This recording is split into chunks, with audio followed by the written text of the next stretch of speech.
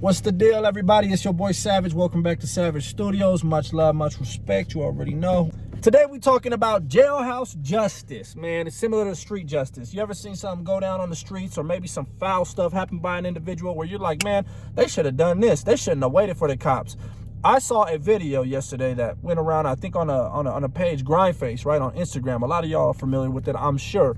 So I guess a black dude had ran over a guy. I don't know if he was Mexican or if he was black as well, but it was a bunch of Mexican men that were holding him, giving him some water and being, I guess you could say, kind, but they were holding him hostage. They weren't letting him get away. Not that his bad bum leg, because he had just ran over the dude and was in an accident, could get away. But they were holding him there until the cops could get there. They weren't letting him run away. And a lot of people was in the comments showing them love, showing them support, and also saying what they would have done. So we're going to get to what they would have done in a bit. First, we're going to talk about the fact that, hey, a lot of them agreed and respected the fact that they wasn't going to let him run away, even though his leg wasn't going to let him get away regardless. This is the thing I don't understand, right? This is the thing about the G code that everyone should know. Every one of them individuals who didn't let this man run away, who called the cops, who was trying to keep him hostage, waiting for the cops to get there, they're all no good, right? According to politics, they're all trash, right? According to what's all bad, what's snitching. This is about the G code.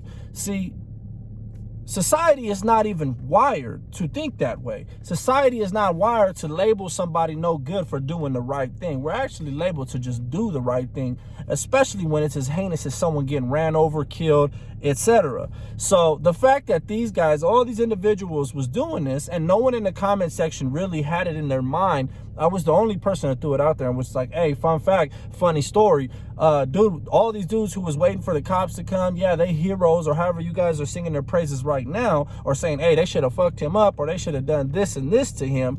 Just know they would have to PC up in prison. They would have to literally all go SNY because of the fact that either they called the cops or they held them hostage until the cops came. That is going against the G code. Now, I agree with what they did, and I don't really care or give two shits about anybody who says anything different. Y'all already know where I'm at. So with all that being said, we're going to talk about street justice, but inside jail. We call that jailhouse justice. Let's say somebody, and this happens more often than not, we end up doing the CO's jobs for them more oftentimes than they do it, at least on a level 4 and a level 3, but mostly in a level 4 in the higher ups, man, because they like things to be ran smooth. They don't like to get their hands dirty with us. They don't like to get involved with the level and the propensity of violence that we have. Don't get me wrong. These correction officers can do more than just match our energy. They can win. They will always win. However, they prefer for us to handle the light work. You know what I'm saying? Let the inmates handle the light work. Let us do the cleanup. Let us, you know, it helps their job and their time go. And especially if they don't have to report it or write down or log anything into their fucking book, they're happy about it. So let's say somebody rolls up. I'm going to give you a few different examples. Personal ones that I have actually seen or, you know, been a part of in my life that I've seen done. It was so bad in one spot. One guy came and tried to roll it up. This is already in an SNY PC yard. It just was a very dangerous prison, regardless of what anybody thinks. It just had a very high level of violence in this prison. A lot of killings, a lot of stabbings. It was a prison where you got sent to if you really did some damage and was getting in trouble and the cops didn't like you, you was going to that prison. So a lot of inmates would actually get to R&R and just lock it up right out of R&R, which is receiving and release. That's where you come off the bus, you hit there first, and then they decide which yard you're going to, or if you're going to the hole. So dude gets there. Communication with COs was so locked in at this point. I'm talking about doing favors for cell phones. And when I say favors, I mean hitting chomos and child molesters or dudes who was getting lippy, messing up the program for everybody. And if they're not even a part of nothing, take them out. Boom. Big old thing of cell phones, we good. You know, just little things like that, man. It was a very crooked but straight operation. Dude came in and instantly wanted to lock it up. Instantly said he felt unsafe. Now, mind you, all the day room, everybody's in their cells. It's a downtime. You know what I'm saying? Everyone's just chilling. Dude cracks, CO cracks dude's door. Dude goes out to the tundra, but before he can walk through the tundra, he closes the tundra door. and opens a little slot up on the little, you know, tower, and looks down. He's like, what do you want, man? What's your problem? He's like, man, I can't be here. I don't feel safe. He's like, man, get the fuck back in your cell, man. Take your shit back to the cell, man. He's like, come on, man, I feel suicidal, man. That's the last attempt. That's like your desperation call to really get up out. And it always works. Didn't work here. So now he's like, go back to your cell. Dude goes back to his cell, and he's like, damn, you know, his celly's a non-affiliate, but he's a cool dude. So he's like, what's the issue, man? Why are you trying to bounce? So he's over there running his celly down. You can kind of hear it through the vents, you know, what he's telling them. So they open a few more doors. Now these are the homies that they're letting out. The homies go down there and shit. And they're like, he's like, hey, man, this dude, I'm just letting you know, this guy's trying to bounce right now, man. He's messing up everyone's program. Now I have to do paperwork. You know what I'm saying? Either you go talk to him or some, but I'm not going to let him leave the pod. Like, he's not walking out of here. So if he's going to mess up my program, he's going to mess up your program. Y'all going to have to take care of this for at least teach him a lesson about coming to a dorm or coming to a building or coming to a section or coming to any prison yard thinking you're just going to lock it up and complicate the situation for anybody, period. So that's what ended up happening. They opened a few doors. They opened his doors. They ran in his cell. Homies ran in his cell, tore him up for a little while. Boom. Then he let him go. Opened the charger, said, man, get your ass down here. Woo de woo. And they went about doing it that way. That's just messing with the program. No one likes change in prison, right? No one likes to get a new celly. No one likes to go to a new yard. Unless you really know people at that yard, then it's fun. But at the end of the day, no one really likes change, and neither do COs. Everyone likes their program ran nice and smooth. That's just the way it goes from top to bottom, any yard, any level, any place, any prison. Another form of these are the best ones, right? There has been times where correctional officers would literally feed us child molesters. They would feed us. They would feed them to us. They would feed us any pedophile that came off the bus, and they would do it paperwork first. They would let us eat the paperwork before we chose to eat him. Simple as that. And that helped them because on a moral standpoint, a lot of correction officers will do their job because they understand where they work and, they understand they can't catch those kind of emotions. They kind of got to be robotic about it.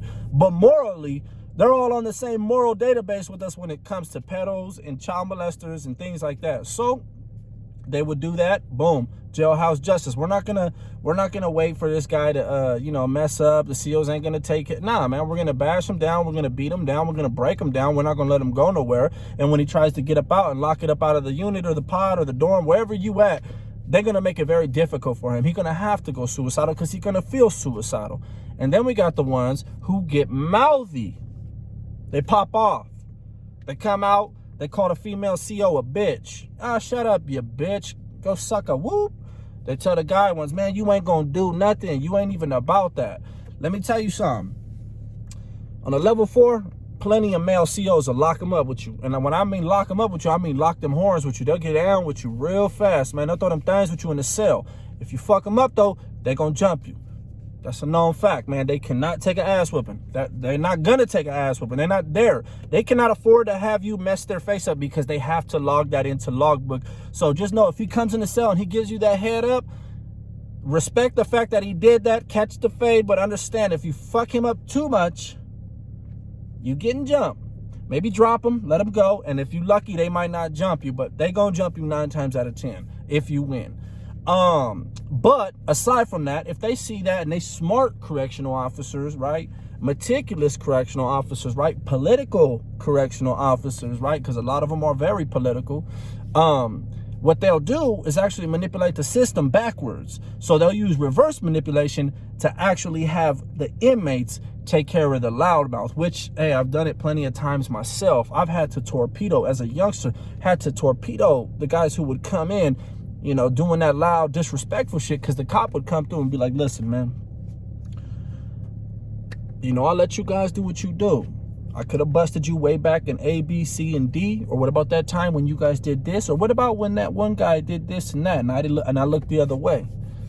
Now you guys are going to come let this guy come in the pod and call me names. What I'm going to do is I'm going to go through every one of your guys' cells. I'm going to take all your extra laundry. I'm going to take all your extra canteen. I'm going to take everything you're not supposed to have. And if I find anything contraband, I'm writing you up. And if I find weapons, you're going to court. How are we going to play this? What do you guys want to do about this? And it goes like this. The inmates look at the officer. They say less, sir. Thank you. Thank you for bringing it to our attention. It'll be taken care of. Won't happen again.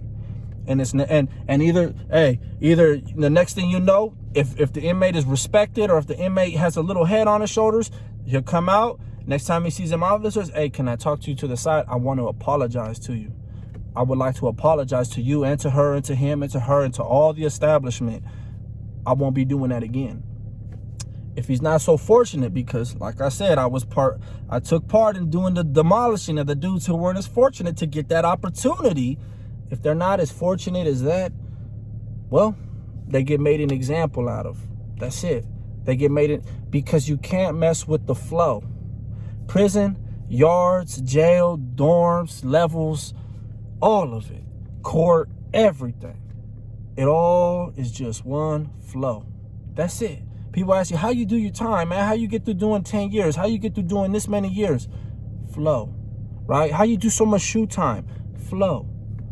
If the flow's fucked up, you make the flow back right. If the flow gets incorrected, you correct it. The flow is from you to another person. The flow is from me to a group of 3. The flow is between the whole army. The flow is between us and the COs. The flow is between me and when med call, nurse, anything. The flow, mail call, flow. If there's ever a situation in which the flow is interrupted, you better make sure you correct it on your part, because if not, the whole will do it. The majority will correct it on behalf of you, whether that means correcting you. And whichever means necessary, they will correct you. Believe me, guys, I wanted to make this video to tell you street justice came from jailhouse justice, right? That moral. It's moral high ground. They call it vigilante. Don't be a vigilante until it plays into their benefit. And in jail, there's no truer jailhouse street justice than jailhouse justice, because the correctional officers love it. They don't use that vigilante term with us at all.